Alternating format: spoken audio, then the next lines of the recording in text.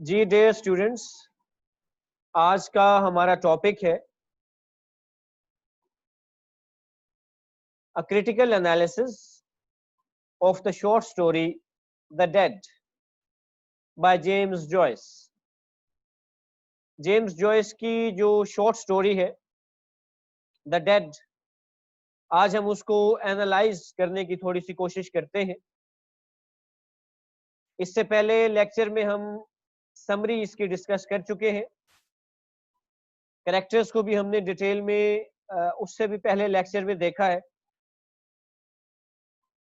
सबसे पहली बात बच्चे ये है द डेड, ये जो टाइटल है द डेड जो है, इसके सोर्सेस कहां से मिलते हैं? तो द डेड बच्चे it is an autobiographical short story. इसमें जो कैरेक्टर ऑफ ग्रेटा है, जो गैब्रियल की वाइफ है, और जो गैब्रियल है, Gabriel is representative of James Joyce and Greta is representative of his wife Nora. James Joyce का रिप्रेजेंटेटिव गैब्रियल है, उसको रिप्रेजेंट करता है, जबकि जो ग्रेटा है वो जेम्स जॉयस की वाइफ नोरा को रिप्रेजेंट करती है। और माइकल फ्यूरी वो लवर है, जो कि नोरा का लवर था। और ये जो स्टोरी इसके बारे में बताई गई है, ग्रेटा और माइकल फ्यूरी के बारे में, ये एक रियल लाइफ स्टोरी है। जब नोरा गैल्वे में रहती थी तो इसी तरह उसकी माइकल नामी एक लड़के के साथ मोहब्बत थी, और जब वो शिफ्ट होने लगे तो बिल्कुल सेम स्टोरी है जो हमारे इस शॉर्ट स्टोरी के अंदर मौजूद है। अब ये तो सोर्सेस की बात हो गई बच्चे। ये जो स्टोरी है द डेड, इसमें अगर हम गौर करें तो टाइटल द डेड से क्या मुराद है? द डेड बच्चे, जेम्स जॉयस ने जो एक कलेक्शन ऑफ शॉर्ट स्टोरीज लिखी द डबलिनर्स, उसके अंदर लास्ट शॉर्ट स्टोरी है। और द डेड में भी जो डेड की तरफ इशारा है, वो एक तो ये कहा जाता है कि ये उन्हीं डबलिनर्स की तरफ इशारा है जो डबलिन में रहते थे, जो आयरलैंड के लोग हैं, उनकी तरफ इशारा किया गया है। और spiritually they are all dead. ऐसा लगता है कि रूहानी तौर पर वो सारे डेड हैं, और they are just going through the motions. वो जिंदगी तो गुजार रहे हैं, लेकिन उस तरह नहीं गुजार रहे जिसे जिंदगी गुजारना कहते हैं, बल्कि they are just going through the motions. वो गालिब ने कहा था कि जिंदगी जिंदा दिली का नाम है, मुर्दा दिल क्या खाक जिया करते हैं। तो एक तो इनकी तरफ इशारा है कि ये जो आयरलैंड के लोग हैं, ये स्पिरिचुअली डेड है। आप गैब्रियल को देखें, वो भी इनका एक रिप्रेजेंटेटिव है, और वो क्या कहता है? I am sick of my country. It means the people of Dublin और the people of Ireland do not love their country. वो अपने मुल्क से बिल्कुल मोहब्बत नहीं करते। और दूसरी तरफ हम देखते हैं कि वो कहता है कि Irish is not my language.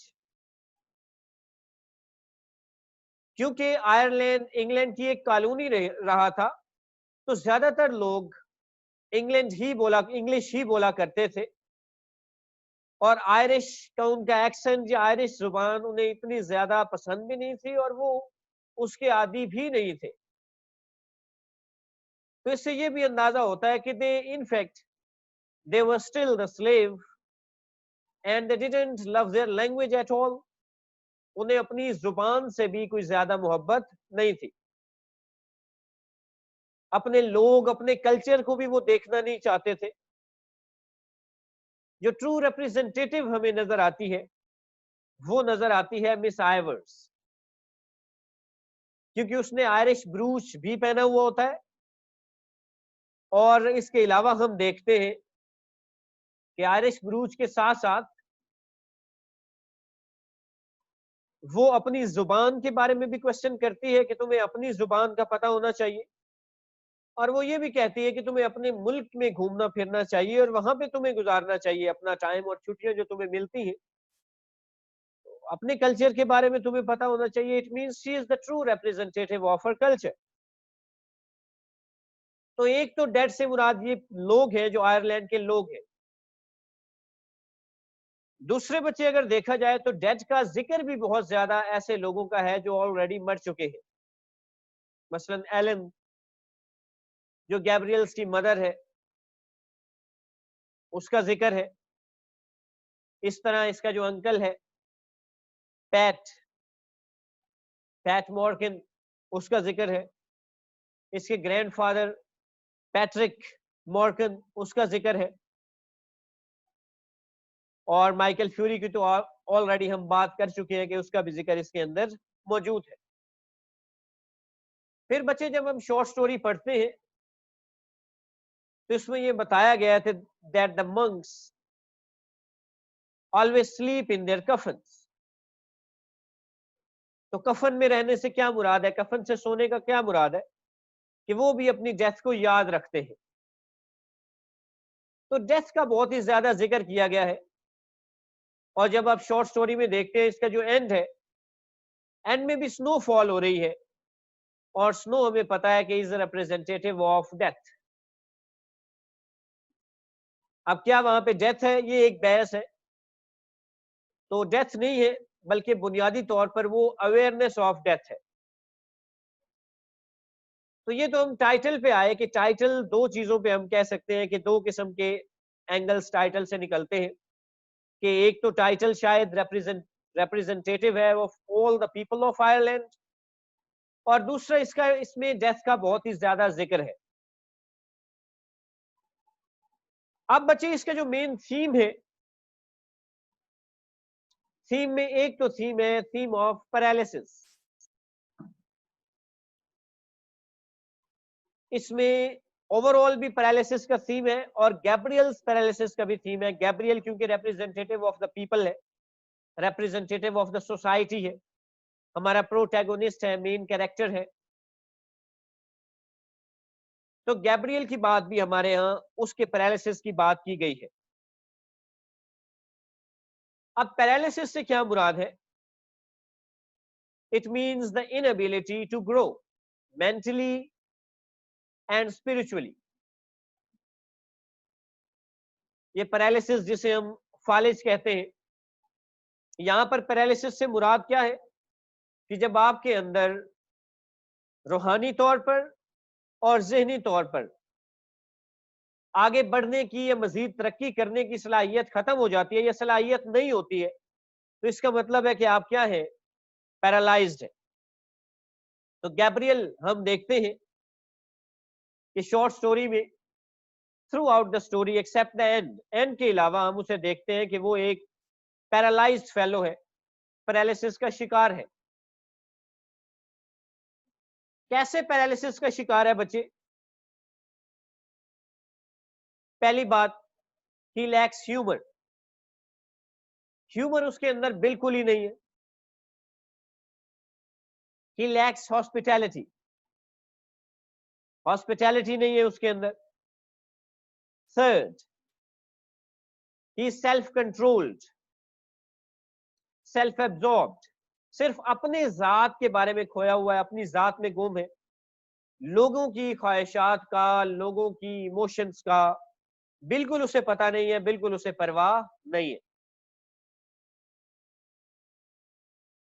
अपनी जात तक महदूद है, हत्ता कि अपनी वाइफ को भी वो रिकॉग्नाइज नहीं कर सकता till the end of the short story.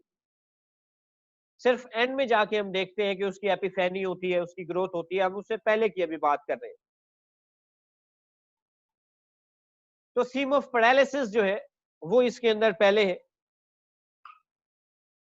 बड़ा ईगोइस्टिक है और उसे बिल्कुल पसंद नहीं है कि कोई उसे क्वेश्चन करे, कोई उसे बैक आंसर करे। आप देखते हैं कि जब उसकी जो मेट है ऑन्ट केट और ऑन्ट जूलिया की, लिली, जब वो उससे क्वेश्चन करती है, बैक आंसर करती है, जब ये क्वेश्चन करता है कि हम किसी दिन तुम्हारी शादी पे जाएंगी, तो वो जब बैक आंसर करती है तो ये बिल्कुल ही कंफ्यूज हो जाता है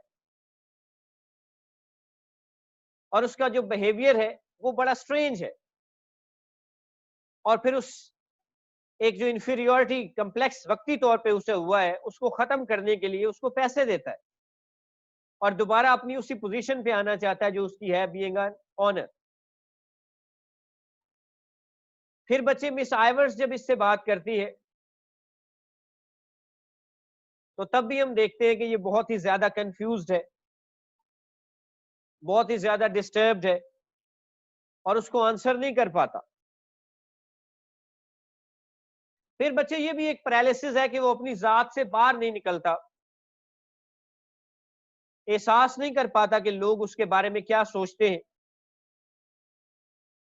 उसे लोगों को कैसा डील करना चाहिए, लोग उससे क्या एक्सपेक्ट करते हैं, क्या उससे तवक्को करते हैं, बल्कि जात में ही गुम है।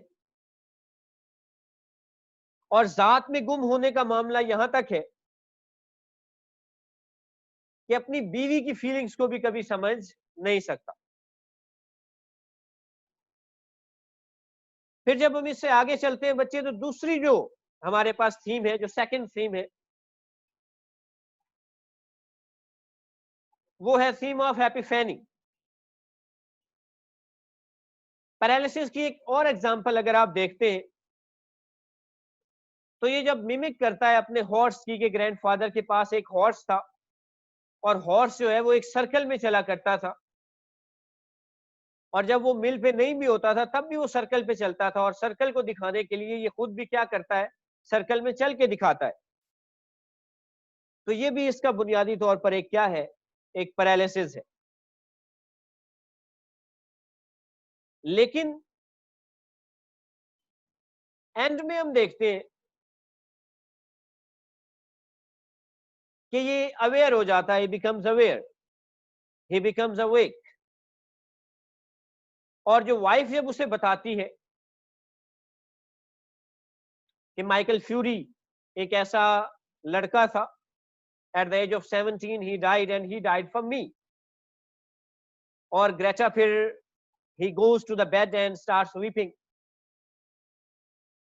तो ये बच्चे मिरर के सामने खड़ा हो जाता है और इसे एहसास होता है कि क्या मैं सिर्फ एक पेनी बॉय हूं फॉर माय ओन्स,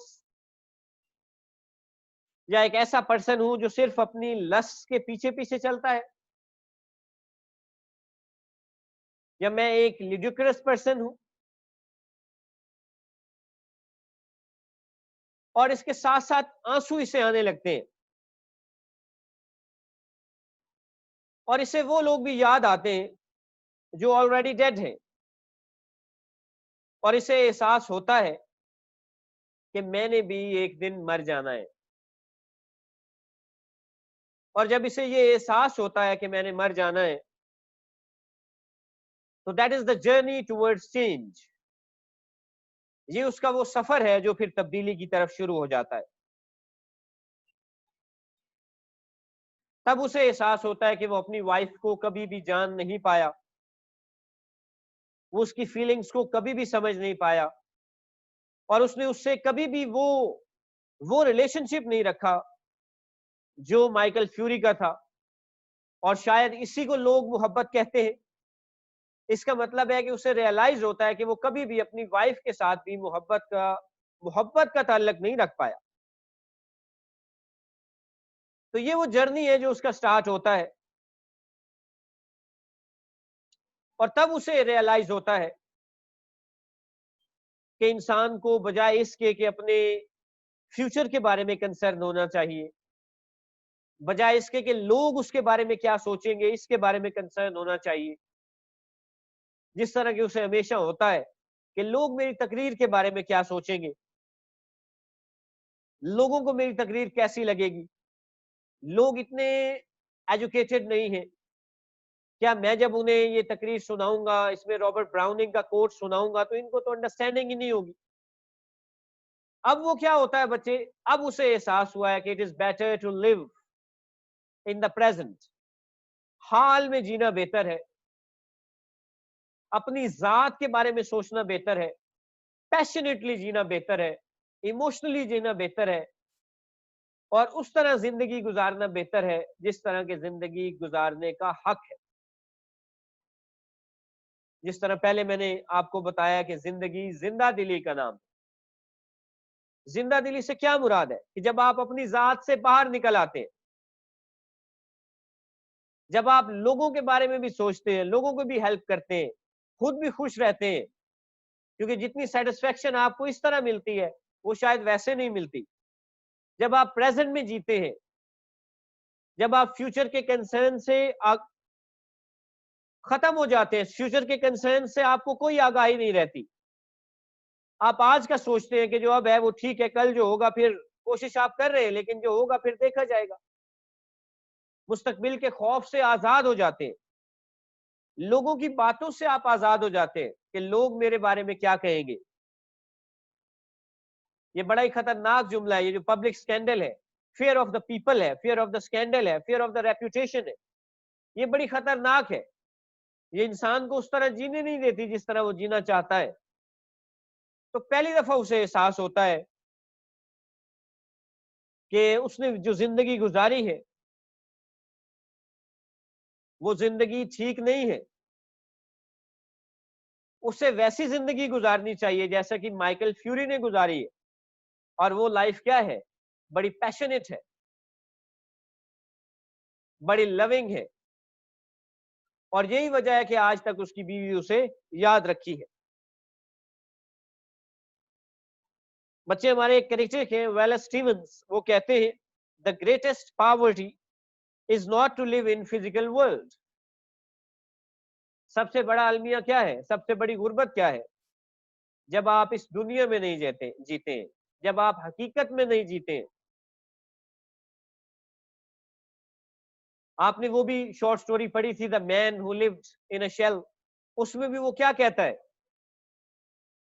कि मुझसे लोगों को क्या कंसर्न है, मैं क्या पहनता हूं, मैं क्या नहीं पहनता हूं, मैं साइकिलिंग करता हूं या नहीं करता हूं, what has people to do with it, people have nothing to do with it, लोगों का इससे क्या सरोकार है। तो बच्चे, ये जो शॉर्ट स्टोरी है ये हमें पैरालिसिस के बारे में बताती है कि ये एक मेंटल स्टेट है जिसमें आप बिल्कुल अंदर सुकड़ जाते हैं अपनी जात के अंदर और बाहर निकल नहीं पाते। तो ये बड़ी स्ट्रेंज है, बड़ी डेंजरस है, चाहे ये इंसान की कैफियत में हो, चाहे कौमों की कैफियत में जमूद आ जाए।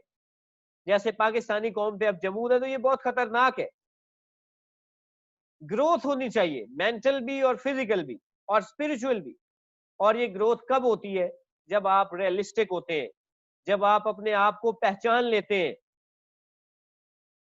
मन अरफा नफ्सहू फकद अरफा रब्बहू, हजरत अली रजी अल्लाह तआला अन्हु का कौल है कि जिसने अपने आप को पहचान लिया उसने अपने रब को पहचान लिया।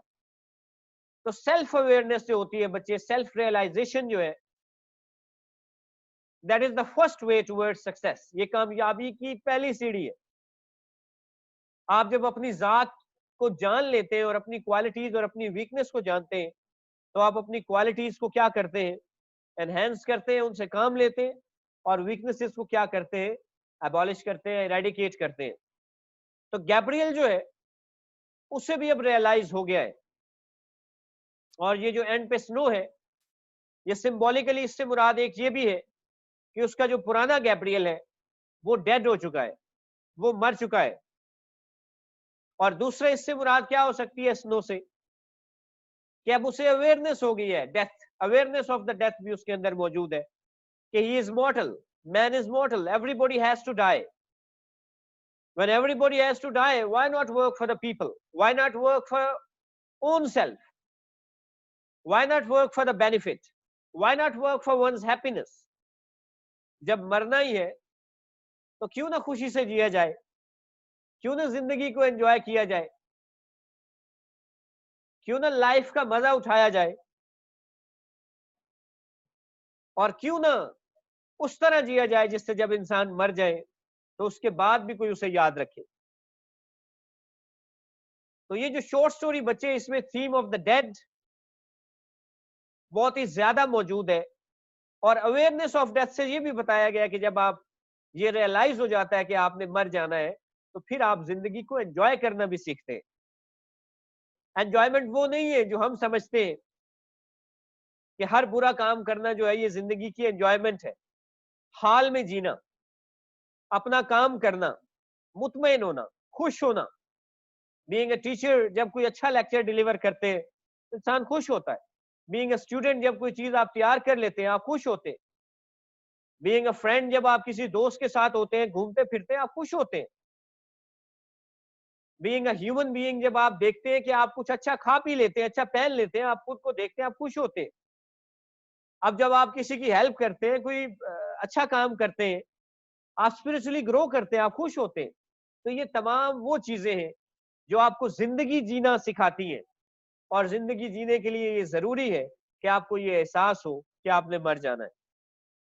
तो दो लेवल्स पे शॉर्ट स्टोरी आपको पढ़नी पड़ेगी। एक पर्सनल लेवल पे पढ़नी पड़ेगी कि पर्सनल लेवल पे क्या चीज है, और दूसरा आपको ये भी देखना पड़ेगा कि इसमें आयरिश आयरिश पीपल की तरफ भी इशारा है कि किस तरह वो स्पिरिचुअली डेड हो चुके थे, किस तरह उनके अंदर जो मॉडर्न जनरेशन थी उनके अंदर ह्यूमैनिटी नहीं थी, उनके अंदर हॉस्पिटैलिटी नहीं थी, उनके अंदर जो है वो इमोशंस नहीं थे, और किस तरह राइटर ये चाहता है कि ये तमाम चीजें उनके अंदर जिंदा हो जाए। ये वो तमाम चीजें हैं जो इस शॉर्ट स्टोरी में डिस्कस की गई।